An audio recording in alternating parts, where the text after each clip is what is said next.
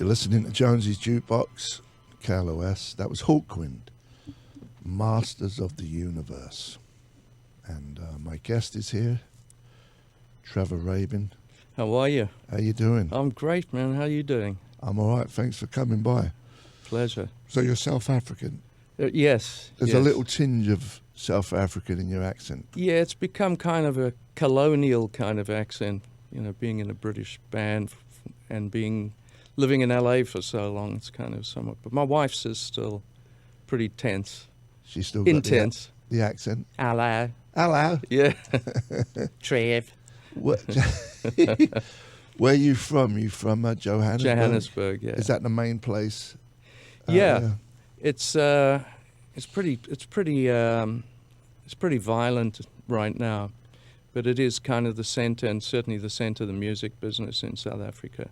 Is that is there any places in South Africa that ain't violent? Not really, but so it's changed a bit, because a few years back it weren't that bad, right? Oh yeah, you know, when Mandela's got in, there was so much hope and so much, you know, the vibe was fantastic, and I think it's just kind of deteriorated with incredible corruption and stuff. But, yeah. But Cape Town's still a great place to go. Cape Town's great. That's by the sea, isn't it? Yeah, yeah. Is it like a sea? Is it a resort place? It is. People still go there for a vacation? Everyone goes there for vacation. It's really cool. We're actually going there at the end of the year. Yeah. But we're going on safari, but we're going to go to Cape Town first for a while. Yeah. What do you do in safari? Look at the animals. Look at them? Yeah, just look at them. You're not killing them? Oh, God, no. Yeah. Definitely not. Well, that's good. Yeah. Yeah, that would be. I'd like to have a butcher's at that, as opposed to in a zoo. I'm not a big fan of zoos. No, it's like jails for animals. Yeah. I mean, you know, putting it kindly. You know. Yeah. Safari. It's you almost feel like you're infringing on their environment, but at least you're just an annoyance. You're not holding them hostage. You're just there for a little bit. Yeah, and it's quite amazing. You watch an elephant and you think, that guy looks after himself. There's no help. There's no nothing. It's just the natural environment. It's just unbelievable. I think that's how they prefer. I don't think they want to be, even though they're getting fed in a zoo. Right. They still got their instincts, what they want to do, you know. Oh, they're definitely happiest on their own. It's like you say, it's been in jails and you get a cot and 3 meals. Absolutely, exactly. And yeah, I don't think they're too fond of humans being around. Yeah, I got to say, when I see these guys, you know, with their trophies, with a big like zebra or the giraffes, right, just lying on the floor. To me, it's kind of, I don't get it. It drives me nuts. It's not exactly a fair fight either, is it? It's not a fair fight because they're shooting them with a bleeding gun a mile away. Yeah. I do like it though when sometimes they come unstuck and they get done in. Oh yeah, yeah. Like a lion to chew one of them's heads off. I'm like, yes. I love that too. Because then it's fair. Exactly. It's even with bullfighting. I remember there was a one of the bullfights. It sounds a bit morbid, but one of the bullfights I liked was one of the blokes getting the guy was gored. You know, well, didn't die, but he was gored. I will give it to the bullfighters. Yeah, that's more of a even thing. Oh, absolutely. They're in a ring with a bleeding bull. Absolutely, that's dangerous. Absolutely. That to me, that takes a lot more courage than being a mile away hiding in the bushes. Right. You know, putting a bullet in an animal that don't even know you're there. Absolutely, it's a horrible thing. I hate hunting. Anyway, where was we? So you got a new song out. It's another version of Lonely Heart, right? Yeah, we did. Actually, I've just quite recently finished mixing, and what was cool, I did it in 5.1 because you know, with doing films, I do films. It's not stereo, so I did the whole mix of this Manchester show. So it's a live track. This is a live track, but there's a whole show that we did, and I just finished mixing it. It was kind of fun. Yeah. Yeah. How long? You love it in the studio? I love the studio. Yeah. Yeah. I do too. Yeah. Too bad you have to go on the road. I hate the travel. sitting at airports Yeah, and of course. oh my God, I hate it. The show's great, but then Show's great, yeah. there's no. I don't think technology's ever going to get around that. No. Don't matter what kind of apps you got, you're still going to have to endure 22 hours of hotels, moving about, packing, all the rest of it, going through airports, dealing with morons. Exactly. Yeah. Passports. Especially in the early stages, being South African. Oh, you got a lot of stick, during I'm sure. apartheid. It was, oh my God, the worst passport to have. Oh, the worst. Now it's one of the best, but I couldn't get into places. We nearly didn't do a show in Norway because I was stuck at the immigration office. So it was hairy, but that's gone away. But I still hate the airports. Yeah. Unless you go private. Well, now the funny thing is private. Bless his heart, the bass player who's left us, Chris Squire. Yeah. Just a wonderful bloke. But when we did some private stuff, but he was always late for everything. But it didn't matter if you had a private. Didn't matter, but then there'd be complaints that Everyone we got to else wait is... for Chris. Yeah. Whereas he can't do that in the other one. But it's a worthwhile price to pay, right? Well, if you can afford it. Yeah. Yeah, or just have some friends who have got a lot of money. Well, that's always a good thing, yeah. That way it's a win-win. Exactly. You ain't forking out for it. Yeah. I always used to see him down at the Rainbow. Oh, absolutely, yeah. He was like Lemmy. He was in there about as many times as Lemmy. I know. Chris was always there. It was quite funny. Chris was notorious for being late. And I'll never forget, we were actually playing Madison Square Garden one night, and we were going on in like half an hour, and nobody knew where Chris was. So the tour manager said, I just got no clue. This is really getting scary. And he phoned Chris at the hotel, which was about 20 minutes away, and said, what the hell are you doing there? And Chris said, well, I'm just at the hotel. And he said, you're going on in 20 minutes. He said, well, I just ordered dinner. So that's kind of what we dealt with, you know. Yeah, but yeah. He was a sweetheart. He had the right name, Chris Squire. He reminds me of like an English squire too. Yeah, exactly. You know what I mean? Yeah.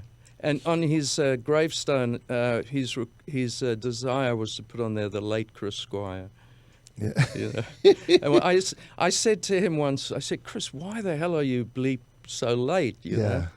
And he said, I hate waiting for people. Yeah. He's not selfish at all. No. Was he narcissistic, would you say? Is that a bad word? In the nicest possible way, but yes. In the narcissistic way, yeah. Narcissistic way. Yeah, but he was like a brother to me. We were very close. Yeah. You know, you look like John Taylor could be your brother from Duran Duran. Oh, I remember John. Yeah. You look that's just very like nice. him. He was handsome. Yes, he was. Yeah. My goodness, I got to look I'm in not the mirror. coming I on never to you. saw that before. I'm not coming on to you. But you're sitting there because he's a pal of mine. Yeah, yeah. And you look similar. He's a good player. Yeah. Very good. Yeah. Very good bass player. Very good. I had a band with him. Oh, yeah? Called the Neurotic Outsiders. It was me, Duff McKagan, Oh, yeah. Matt Sorum, and him. Yeah, Matt's a good drummer. Yeah. Yeah. And we had a band. What I loved about John, he always played with his fingers. Yeah, lovely, He yeah. had that warm sound. A you know? lovely sound. And he could rock with the best of them. Oh, yeah, yeah. Real pounder. Do you want to hear your new hit single? I can do that. Yeah? What's up? What's up, We're Shovel? going to play the live song. Yeah, I know. It's a joke. Okay. No, we do have a new song. Okay. Just play the bleeding song. We're here with Chris Squire. Chris Squire. Take it away. You're listening to Jonesy's Jukebox, Cal OS. That was Yes, Owner of a Lonely Heart. That was live. That's new. Yeah. Yeah, it's from... we just finished mixing a show we did in Manchester. And I've actually finished mixing it just before we went and did some European dates Mm-hmm. a couple of weeks ago. And yeah, it was fun. It was fun mixing the show. It's, you know, Rick was, as I mentioned to you, Rick was a stickler for, if there are mistakes, leave them on. Yeah. So it's live. No overdubs. No, scary but true. Yeah. It's good. Yeah. And you're playing in August 29th at the Greek. Right. And let's just make this clear. Yes, featuring John Anderson, Trevor Rabin, and Rick Wakeman. Correct, yeah. That's what you have to call yourself? No, it's actually, we can call ourselves Yes if we want. We have the legal right to do so. We were called Anderson, Rabin, Wakeman, which we liked. I actually prefer. But a lot of fans wrote in and said, why don't you call yourselves Yes? You are Yes, you should be Yes. Well, there's another band, it's confusing, but, you know, along with that and management and people involved, we were kind of talked into, well, let's call it Yes featuring Anderson, Rabin, Wakeman. So what's the other part of the band called? Yes? I think it's called Official Yes. Oh, man. Yeah, I don't keep in touch too much with what it's all about and what happens. Yeah. I mean, for the most part, Rick and I just enjoy playing. I did one tour with Rick in '92 where we did a kind of reunification of all the kind of, a lot of the people from the different eras, pretty much the era that 901 to 5 Under the Lonely Heart came from, and then the era with Close to the Edge and that lot. And I loved playing with Rick. That was the highlight for me. So when this came up, it was like, yeah, let's go and play. Yeah. So we're having fun. Well, it definitely helps if you put the name Yes in there, I think, selling tickets. Yeah. Although I must say, the first tour, which was just called ARW, we had a great time. People enjoyed it and didn't seem to make much difference. You play the same songs anyway. Yeah, exactly. Yeah. It's the same show. Yeah. All right, we're going to visit the Duke. When we come back, you're going to premiere a new song from Yes. Right. So Never been played. never been played. Oh, man. I hope I've heard it. Yes, and we're going to visit the Duke. When we come back, a bit more rock and roll. We're with Trevor Rabin of Yes. You're listening to Jonesy's Jukebox, KLOS. That was Billy Idol, Hot in the City. And before that was the Velvet Underground, Waiting for My Man. And we have Trevor Rabin of Yes on the box.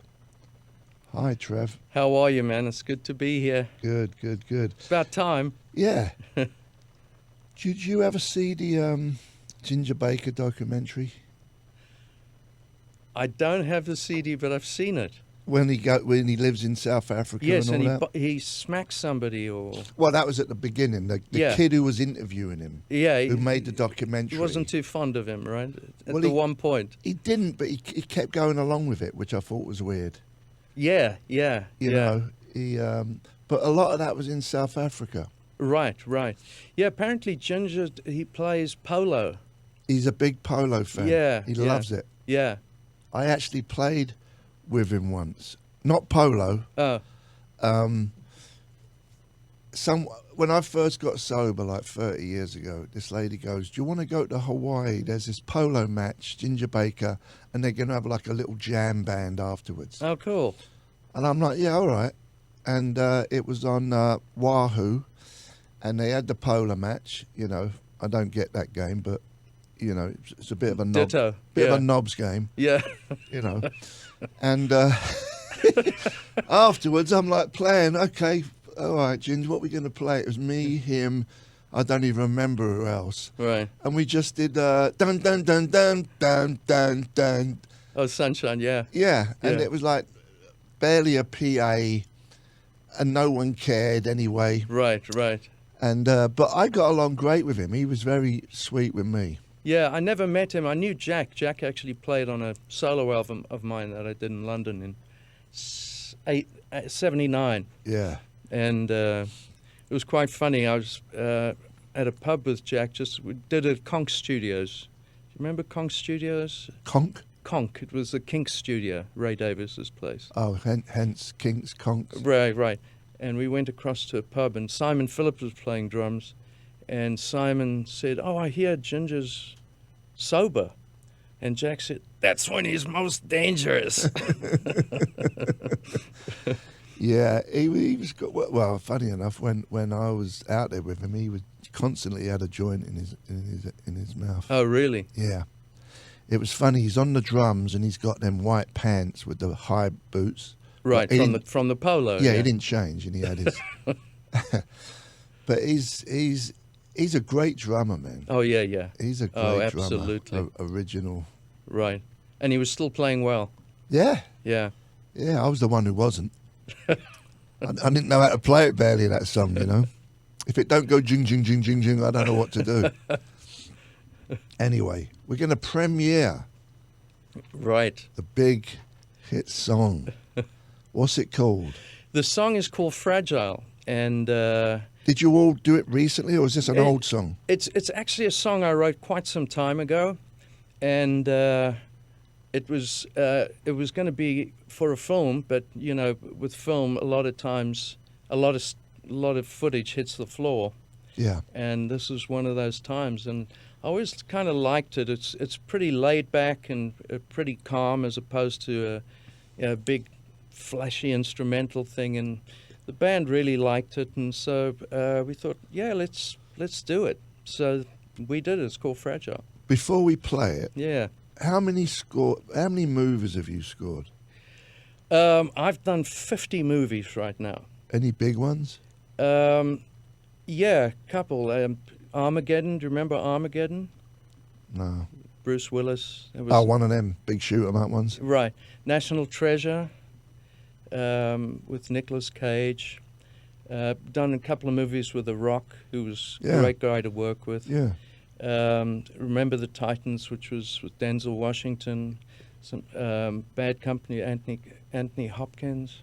Oh God, well there's 50. It's hard to go through the too many. Yeah. No, it's all right. Didn't mean to put you on the spot. No, it's fine. But I love it. You know, I always loved working with orchestra, and I thought after finishing with Yes, when I first got out, I thought, well, yeah, I'd love to do film, and cut a long story short, I started doing it. Thought I'd do 2 or 3, and you know, then 50 movies later, I was kind of hooked. So how does it go? You do good work on one, and then you get a phone call, can you do this one? Yeah. Is that how it basically goes? Yeah, and then there's the terrified thing. We just want you to do something similar to what you did on the last one. Yeah. So it should be pretty easy because you know how to do that. Yeah. And it's like you get downstairs with a blank piece of paper, and it's, you know, you better go to the bathroom because it's terrifying. Yeah.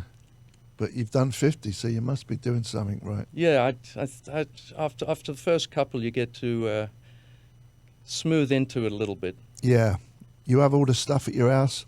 Got all the stuff at the house, but obviously when we do orchestra, it's not big. So we got to, especially if it's a lot of the movies I've done with 90-piece orchestras, 60-piece choirs. So you need a big place for that.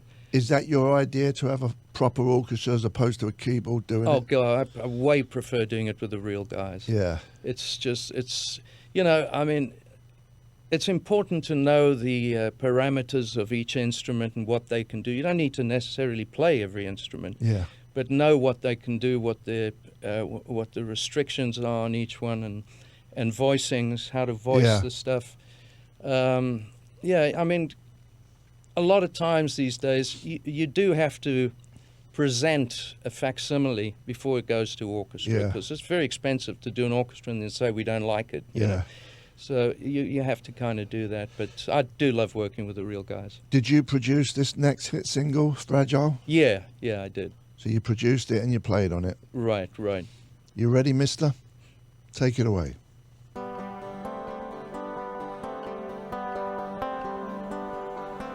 Goodbyes and endings bring tears. Listening to Jonesy's Jukebox on Cal OS. That was brand new, big premiere.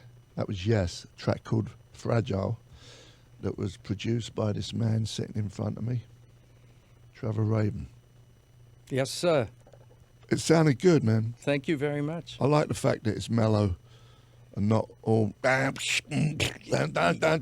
Yeah, that's why I think we went that way, because it would be so obvious, you know, to go and do that. And this was Different time as different. well. Yeah, and it's a different time. Yeah. Exactly. What was your favourite era of music?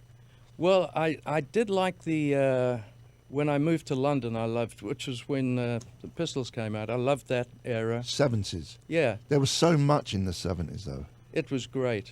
It was great. And then I kind of lost a little bit of interest with the disco thing. Although there's some great stuff Yeah, during that. Some great cream rose to the top. yeah, But I like some of the music today. yeah. My son forces me to listen. He's a great producer. He produces a lot of people, and was in a band, Group Love, and then got a little busy. Yeah. So he's now pretty much full time as a producer. But yeah, he turns me on to a lot of the new stuff. Yeah. and- Yeah. yeah. You're playing August 29th at the Greek, Correct. Yeah. and you got a little show on the side too, I hear. We're doing a show at the Whiskey, which is just a kind completely nuts fun thing which we're going to do, and we're trying to work out the logistics now. But it is definitely going to happen Is it before the Greek? before the Greek. Yeah. Yeah. So you're warming up. Well, it's a warm up, but You're- it's going you're to be gonna- the full show. Are you going to be on the road though? Yeah, we're doing a tour. It's not going to be too long a tour. We all looked at the length of the tour and we said, we're too old. Yeah. That's too long. So we've cut it down to a reasonable amount. And, All right, buddy. And also you stay inspired when it's not going on and on forever. you Yeah, know. yeah. Well, thanks for coming by. Oh, it's great to meet you, man. I just remembered the guy who won the song that I was whistling. It was Dave Clark 5, a track called Because, and Steve from Santa Barbara won it. Tomorrow we got Joe Bonamassa on the Subaru live stage, and that's going to be good. Gary Moore is up next.